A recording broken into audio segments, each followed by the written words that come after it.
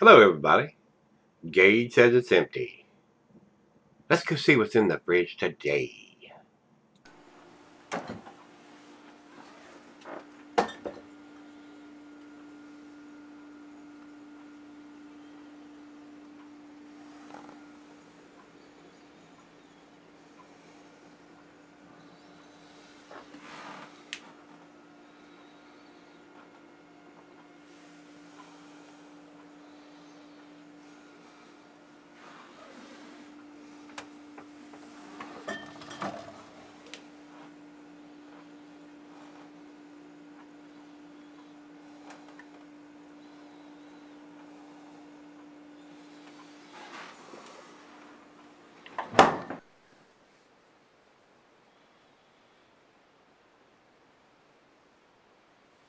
Hello, everybody. Welcome to Gregsbeerreviews today. Today's beer comes from Freewheel Brewing.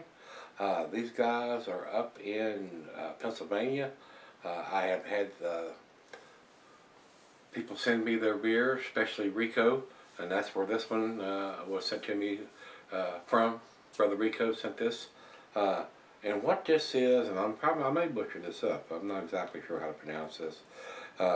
Cloudy with a chance of charcuterie or cuterie. I don't know exactly how to pronounce that word. Looks like cuttery, and you could say cuterie too. So I'm not exactly sure how they're wanting us to pronounce that. Anyway, what this is, technically looking at the can, they're calling it a New England style IPA. We'll see about that. I read a little bit before we come on camera about what people are thinking, and some people like it and some people do not. So we'll see what this guy thinks. Like I said, Rico sent this to me, and he writes, Freewheel 7% New England style IPA, hopped with copious amounts of Apollo, Citra, and Mosaic. 78 IBUs, date, ABV, and IBUs are all on the can. He said he purchased a 4-pack a couple days ago at his beer store, and it was 14 bucks. But it's a big 16-ounce can. Date is on the bottom lipper edge, and he says it's canned on 09/19/17. Well, the date is the 16th of October, so it's almost a month. A couple days from being a month in the can. So, the commercial description on Untappd says, New England style IPA hop, same thing that Rico is, that. Juicy, yet hop forward with notes of grapefruit, pine, apple, citrus, pith, and spicy pine that permeates the palate, lingering well into the finish and highlighted by a tinge of sweetness from the addition of lactose. So there's a little bit of lactose in this, which is unusual for an IPA. Most of that stuff is reserved for your porters and stouts, especially your milk stouts. So that's it. We got 7%, 78 IBUs according to Untappd. He just told me, yep, 78 IBUs, and he said it was on the can. So let me take a quick look. Yep, right here on the side, 7%, IBUs are 78. And it's got the Play-Doh and the SRM value on the side of the can. So they're giving you all that information, and it does have canned on here, canned on date right on the side. So giving us all the information we need here, guys. So let's get it open and get us a pour going on here. And while I'm pouring this, I will tell you, cuisine is curried and Thai. Cheeses are peppery, Monterey, pepper jack, sharp blue, cheddar. Your stronger cheeses, the meats, poultry, fish, shellfish, and salmon. And I'll add grilled meat to that. Flash bar to pint, Becker tumbler mug, signed Sidell. I'm using my favorite tulip glass today, guys. And not recommended for extended souring. It's an IPA, guys. Drink them fresh. Fresh as you can get them. Alright. It does look like a very unfiltered beer. It does look like that typical New England style, if you will. Very cloudy, orange juice looking, or grapefruit juice looking in the glass. Looks very good. About a finger of head on that pour, maybe a little less. Let's get it to the nose.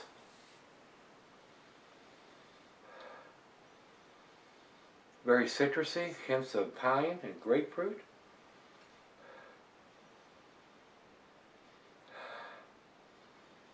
Smells okay. It's got an unusual aroma mixed in there with it too. I can't quite put my finger on it. Well, let's give it a taste. The taste is what's all important.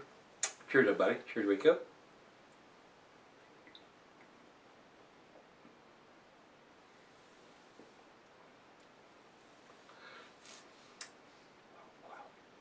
It's got a little bit of a tartness to it. And the adding of lactose should make it quite sweet.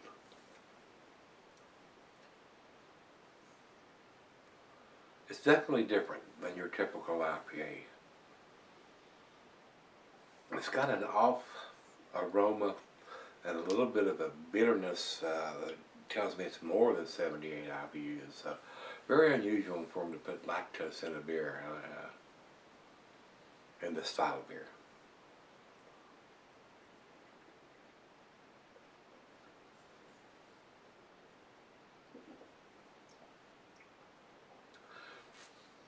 Seems to be decent, but something in there is throwing me off. So I need to sip on this one for a while and see if I can determine what's going on with the beer.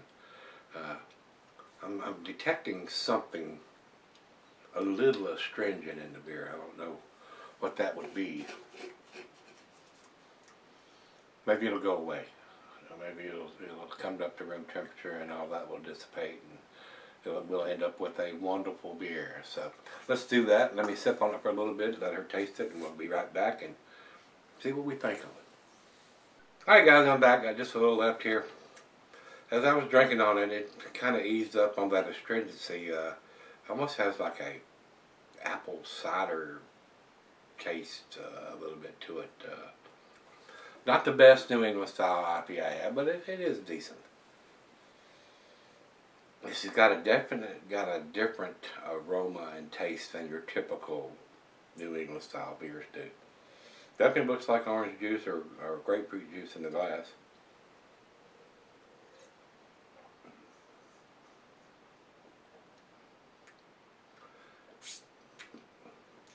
Very citrusy, orange juice, grapefruit juice, maybe a hint of pine and mango. Decent beer, but definitely not a 10 as far as I'm concerned. Final chug.